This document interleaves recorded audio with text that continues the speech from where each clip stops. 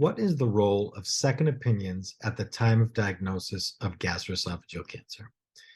In this video, I'm going to take you through some of the factors and considerations that one takes at the time of diagnosis of their gastroesophageal cancer.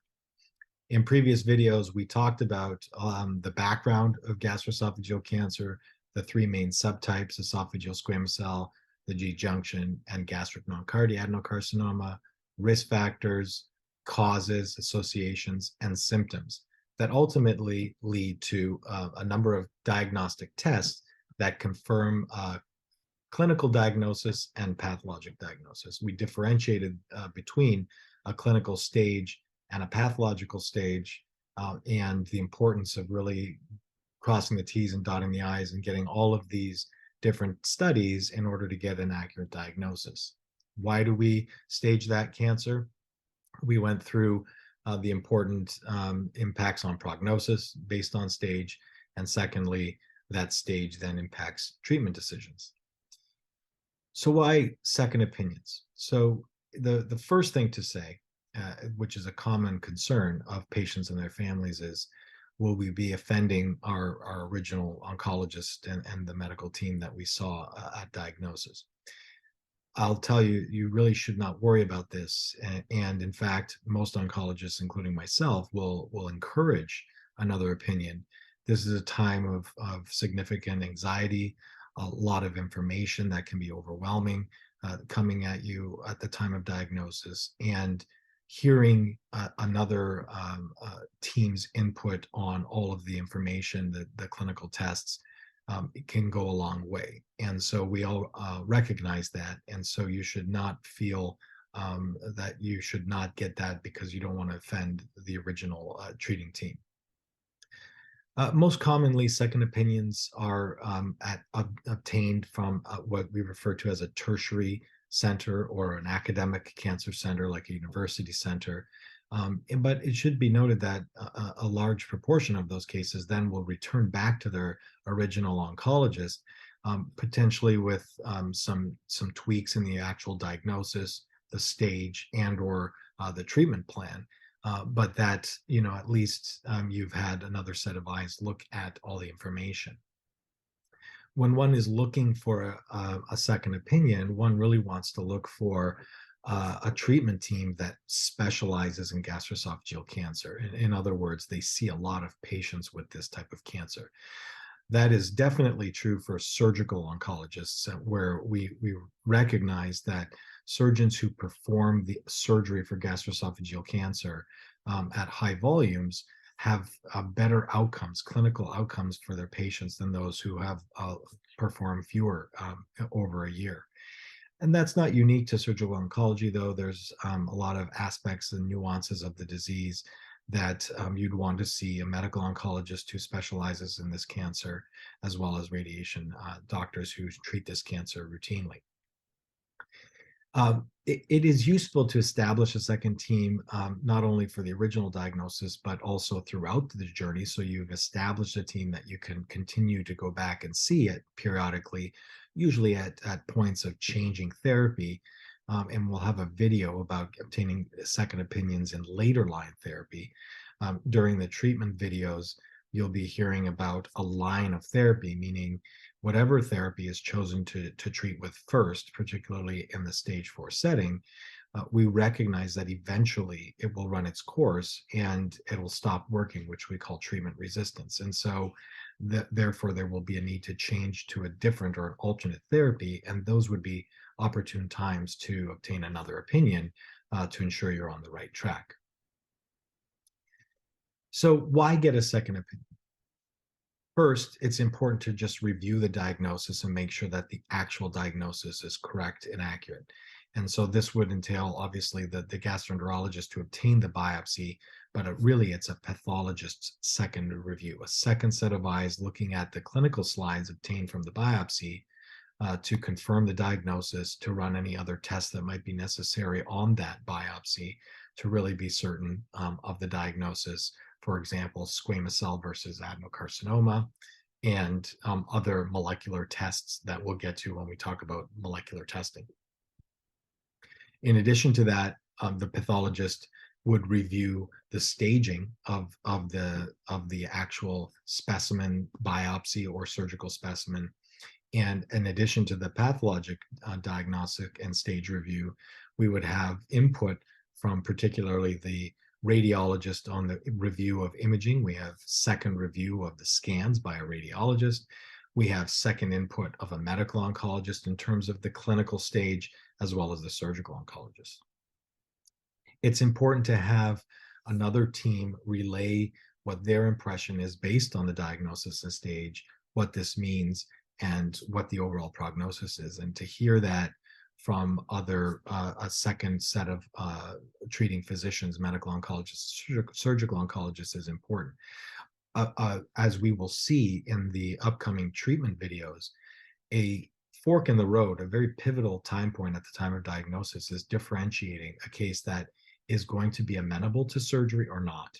And so having a surgical opinion in the context of having a medical oncologist as well, reviewing everything to really make that distinction is critical. And you will see that they take different paths after that point is decided. So that's a very important aspect of getting a second opinion, is whether or not this stage is amenable to a surgical approach or not, and that has impact on prognosis. And then, of course, after reviewing all of these things, to review and to have a consensus opinion on what the treatment plan will be, whether it will include a medical oncologist and or surgical oncologist and or radiation oncologist. And as you will see, depending on the stage, each of these subspecialties could be involved. All of this would be done typically, particularly at an academic center, with something called a multidisciplinary tumor board, where each of these disciplines, from gastroenterology, pathology, radiology, and then medical oncology and surgical oncology, come together at a meeting. Usually it's in a weekly meeting, to review all the information on your case, to come to a consensus on the diagnosis, stage, and then overall treatment plan. Something to really point out here is that a second opinion can open up other options that you may not have heard of in your first opinion. Many times the first opinion is right at the time of diagnosis. Sometimes when not all of the staging tests and diagnostic tests have been performed, it's in process.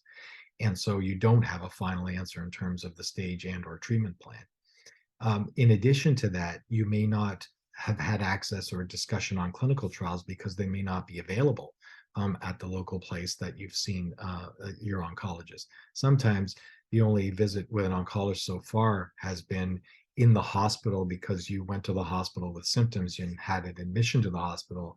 You saw an oncologist that was on call there and had a very brief and preliminary discussion, and therefore didn't have an opportunity to talk about details, including clinical trials.